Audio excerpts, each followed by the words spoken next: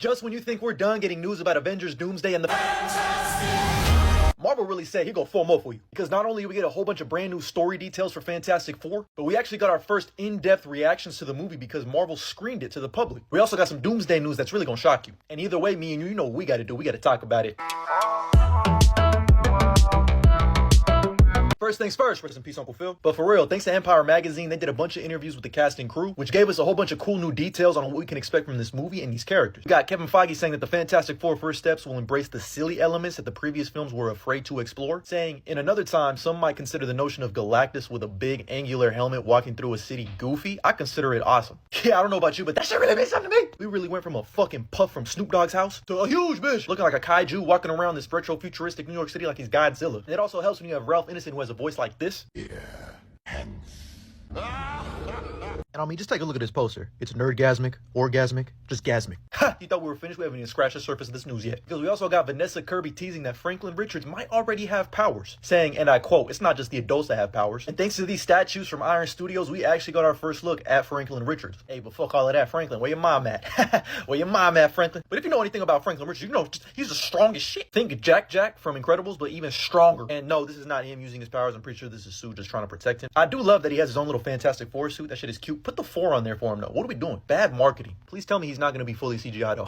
Whose baby is this modeled after? But I've got a strong feeling and inkling that he's going to be the MacGuffin of this movie. We also got to look at Reed Richards' Mr. Fantastic statue from Iron Studios, and it looks like he comes with Herbie. Me when I'm wiping my ass and I run out of toilet paper. Oh yeah, this Johnny Storm statue right here. 3 words. This Johnny Storm statue is fire. And of course, here's the thing. But on top of that, we also got new images and descriptions for the characters of the movie. Here we got another look at restraint. We got another look at Vanessa Kirby as Sue Storm, the Invisible Woman. Again, can't believe people said that she was not attractive enough. That shit is crazy. Matt Shakman further explained why he thinks Vanessa Kirby Sue Storm is so fantastic in Fantastic Four First Steps. She's the inspiring, idealistic leader of what the Fantastic Four represents, as she is in some of the later comic runs. She's essentially the Secretary General of the UN. And Vanessa Kirby herself added what it was like to portray Sue Storm, saying, I'm such a Sue nerd. I think I out-nerded everyone in that room. I got so into quantum physics. It's sad how much I got into it. I could waffle on about cellular vibration frequency.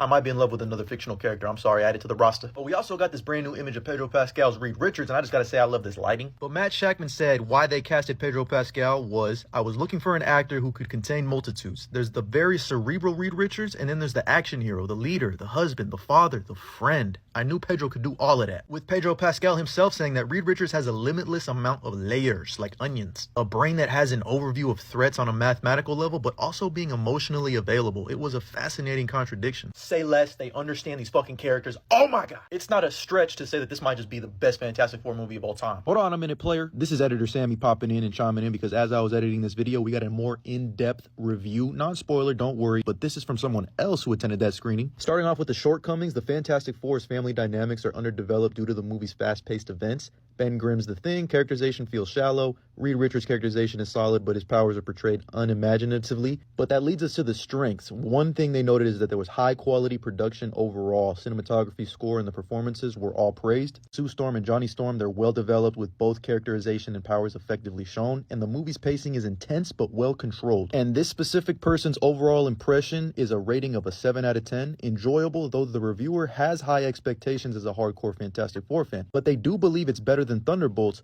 but also they generally did not like Thunderbolts as much as most people. Take that how you will. Now, in addition to this screening, supposedly they did in fact show a post-credit scene. Now, I've been getting conflicting reports myself because I know people who went to this damn screening and they said there wasn't a post-credit scene, but there have been reports from other people who have attended the screening that said there was a post-credit scene. So either this post-credit scene is legit or it's just fodder made by Kevin Feige, Marvel Studios, and everyone else who made this movie to try to distract people and get them either excited for marketing purposes or just put a fake post-credit scene there so people are like, oh, this is the post-credit scene, and then when they watch the movie, it's not a post-credit scene. Because remember, in Thunderbolts, they filmed an entire post-credit scene on the set of Doomsday for Thunderbolts. Jake Schreier did not even film that scene, so they had just barely filmed that like maybe a month before the movie even came out. So who knows what they could do. This is probably just like one to see what the audience feels from a post-credit scene, because honestly, this post-credit scene for Fantastic Four First Steps gotta be a banger, bro. It's gotta be like a Thunderbolts post-credit scene where you just get super excited for what comes next. Not a Brave New World post-credit scene. Please, God, no. Make it good. But anyway, just for fun, I'm going to talk about what this post-credit scene is. Yes, I did read into it. I'm not really going to buy it, but I'm going to give you a chance here if you don't want to hear anything this post-credit scene might be real. Who knows? So I'm giving you a chance to click away now because this potentially could be a spoiler. What about my uncle? Did you give him a chance? Did you? Anyway, so yeah, if you want to skip this, they'll probably be time-stamped. I'll probably just put spoilers in the timestamp so you can just skip forward because there's still some more details to go over in this video. But anyway, okay. Is the coast clear? Are y'all still here? One last chance. Boom, boom, boom, boom, boom. Okay, so the post-credit scene apparently is going to be just of Reed and Sue taking care of Franklin in his room or whatever. And they set Franklin down, and out of nowhere, boom, you just see a green light reflecting on Sue and Reed. And then she turns around, and there is a cloaked figure holding Franklin. And then you see a CGI mask, Doom mask. And it is just a cloaked figure with the Doom mask in his hand. You don't see the person's face. You can't see Robert Downey Jr. or anything. It is just a placeholder of Doom holding Franklin Richards in his arm. And then that's kind of it. It just cuts to black. That's the only details we got on it. Now, this is really interesting for a couple of different reasons, like I said, and why I don't think it's real. First and foremost, this is quite literally the ending of Incredibles when Syndrome takes Jack. I don't, no fucking way they just rehashed that. Even though, the Incredibles really is Fantastic Four, animated, whatever. Anyway, and another thing is it's a placeholder. Robert Downey Jr. is not actually there. It's not an actual person. That's what makes me feel like this is just to throw us all off and to just get people speculating.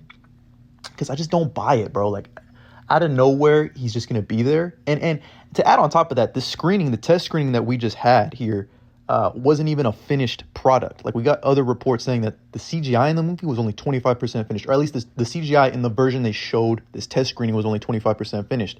But there's also other reports saying that they probably are closer to being done than a lot of people realize. But just for this test screening alone, they only showed the one that wasn't completely finished, just to, get a sense for everyone's feelings on how the movie flowed and everything like that. So that's what makes me feel like this post-credit scene could potentially be real, but also is probably just not even going to be in the movie. But anyway, that's what it is. Doom shows up at the end, gets Franklin Richards. And another thing this does is like it kind of hints at the fact that the Fantastic Four actually win in this movie. They don't lose, which has been like the biggest theory piece from me and a bunch of other people who have been saying, oh, the Fantastic Four, they're cooked. Like, the world is cooked. So maybe they beat Galactus. I don't know, man. It's interesting, but it's just fun to share. I thought I would speculate here because it's always fun to just talk. I love this shit so much. I love when you guys listen, and I'm going podcast mode. Like, this is Editor Sammy just adding this in here because I just thought it'd be fun to talk about. But yeah, let me know what you think about this in the comments below, but please put a potential spoiler tag, and try to hide it as well as you could in the comment section. But let's get that discussion going because I think it's an interesting conversation to have. But anyway, let's move on with the video. The overall reaction to the movie has been good. But again, me personally, and like most of you out there should be doing, form your own opinion of this movie. Who cares what other people think? But this is good to hear that most people have enjoyed it. But Doom, you looking for this? Because on top of that, thanks to Alex Perez from the Cosmic Circus, they're reporting that Latveria will appear in one of these 2 upcoming Avengers movies. And to that, all I really got to say is duh. We also learned that Avengers Doomsday is going to be filming at Windsor Park Castle, which everyone's minds immediately went to, oh, this is Doom's castle in Latveria. Definitely makes a whole lot of sense. But according to somewhat reliable scooper, My Time to Shine, hello, they're saying that this set is not for Doom. This is Magneto's castle. Lord, if we get Magneto in a chair in a fucking castle aura farming like this, I might just hand over my will to Kevin Feige. I'm gonna expand on all this news in a bigger theory video because I'm feeling like it's all connecting. I got an idea. And it all starts with Robert Downey Jr.'s Dr. Doom. Where are you from? What universe are you from? Guess what? I think I got it. But you're just gonna have to wait and see for that one. But those are all the little updates we got on Fantastic Four First Steps and Avengers Doomsday. Let me know what you think about all this news down in the comments below. And as always, like and follow for more.